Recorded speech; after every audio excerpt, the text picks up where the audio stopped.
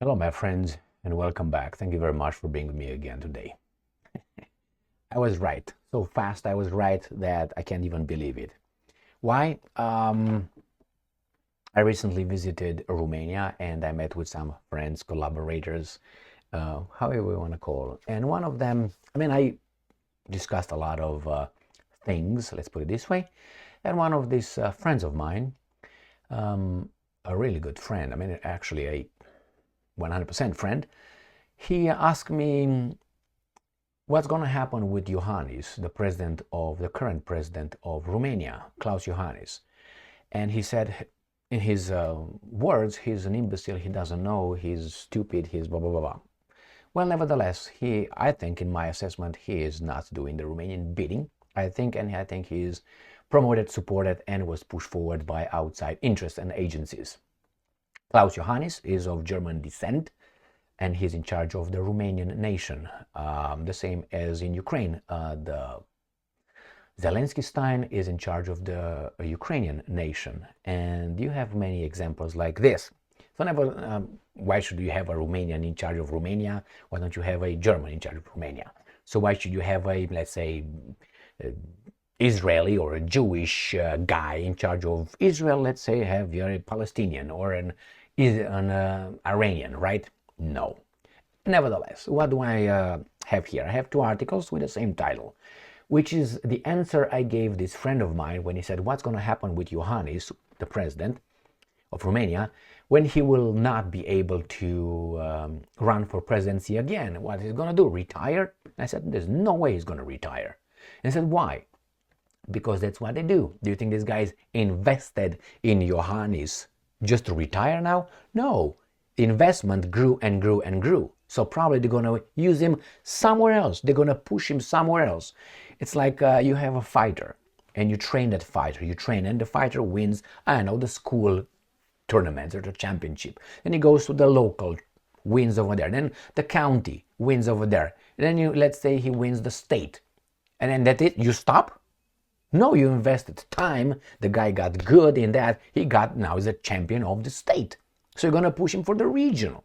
And then after the region, you go for the, how do you call it, for the whole country. And then you go for the Europeans, or you go for the whatever. And then you go for the world, and then you go for the Olympics. And that's it. And after that, you try to get him from a guy who fought into the politics. You're going to promote him being into, let's say, Olympic committee, and so on, where he's going to listen to you. So, you promote, you push, you train these guys. You're not gonna just, okay, now we put him over there. No, you squeeze everything they got. And when they reach this and they can't go further, then you go lateral.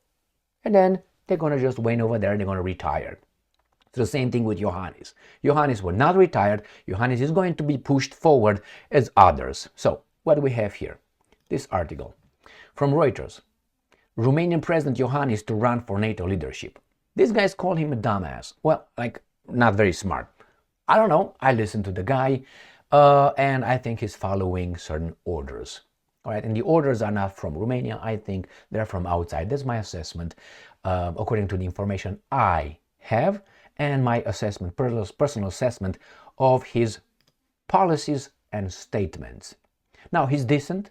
He appears decent, and I like that, but the president is not only for that. He's decent. He seemed to be, he in his speech, he's nice. That's why a lot of women like it. But you're not supposed to like a president just because of that. You have to like him for this, for his balls, not that way. But anyway, what do we have? The second article. Romania's president announces his bid to become the NATO military's next leader. So, I was right. It was not hard to figure out that he's going to be pushed, not tried, be pushed. Do you think that he wants? As I explained, my friend, this thing. When, as a politician, what's your goal? When you go into politics, to become the president. That's your goal. That's the maximum. Oh, no, I just want to be a local little, community organizer or something, a county something. No.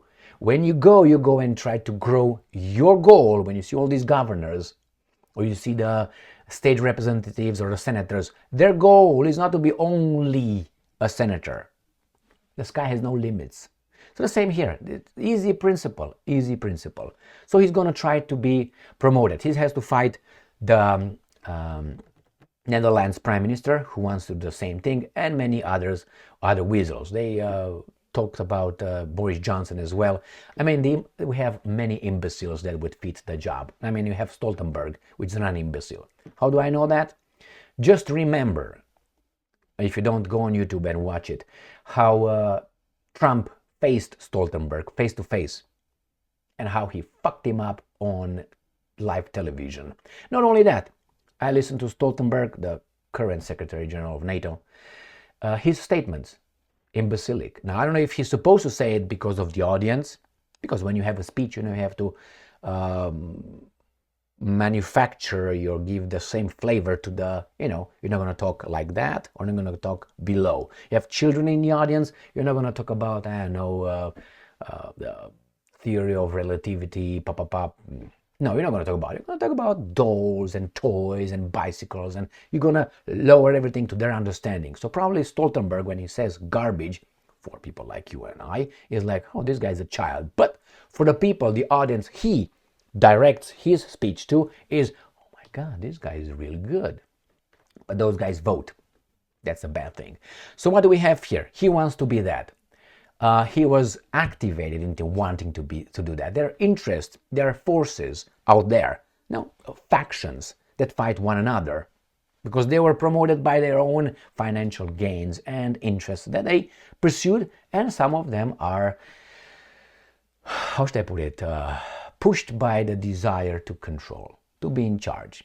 But not necessarily their main goal coincides, but not like a monolithic, interest over there. No, they are fighting on the same group, but they are factions. So Johannes is in the guy, the horse, the racing horse of a faction. So is the Prime Minister of the Netherlands. So is the Polish guy. So is, if I remember correctly, so is Boris Johnson. They're factions, and they fight among one another and see who's going to win by pulling strings, striking one in, stabbing each other in the back, cutting their legs. That's the way it is. But mainly, they are there, we are here.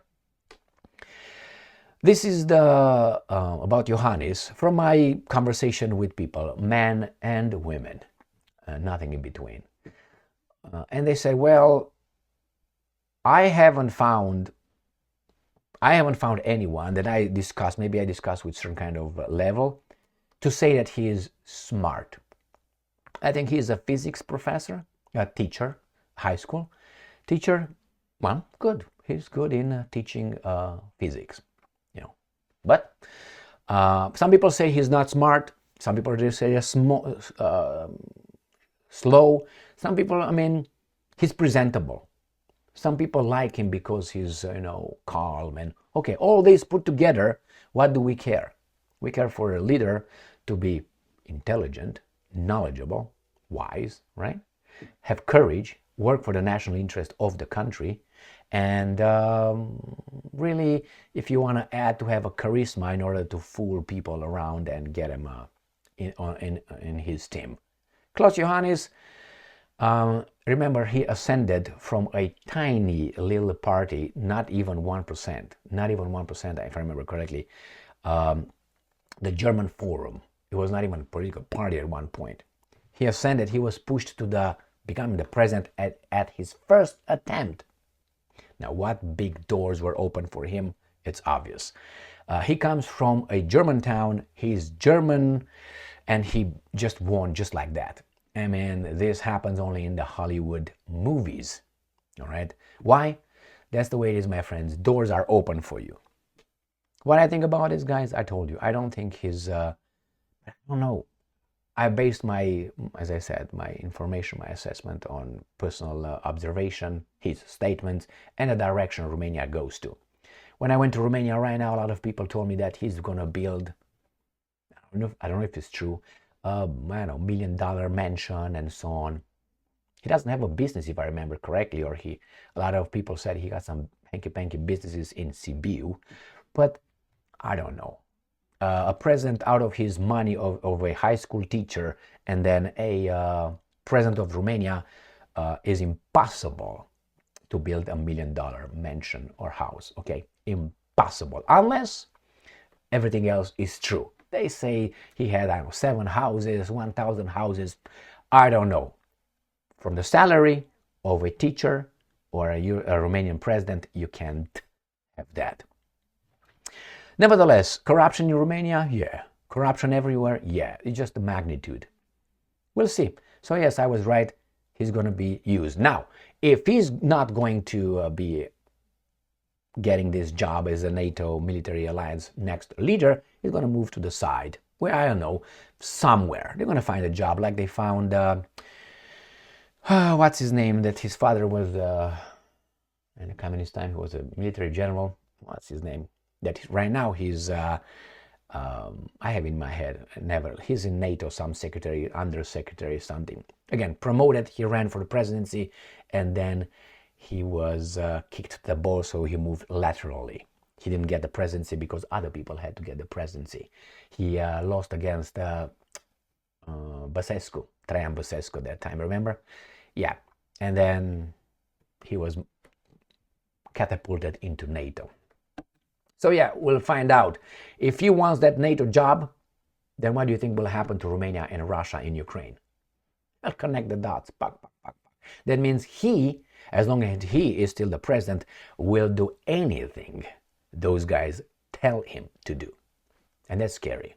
Do you think he won't do it? How do you think he's going to get the job? Based on what kind of qualities? Skills? What does he? Is he a general? What is he? Have you heard about this guy before? You're probably going to hear from now on if he's going to be in NATO. Well, thank you very much for being with me again today. Stay strong, stay smart, look for the truth, and be just.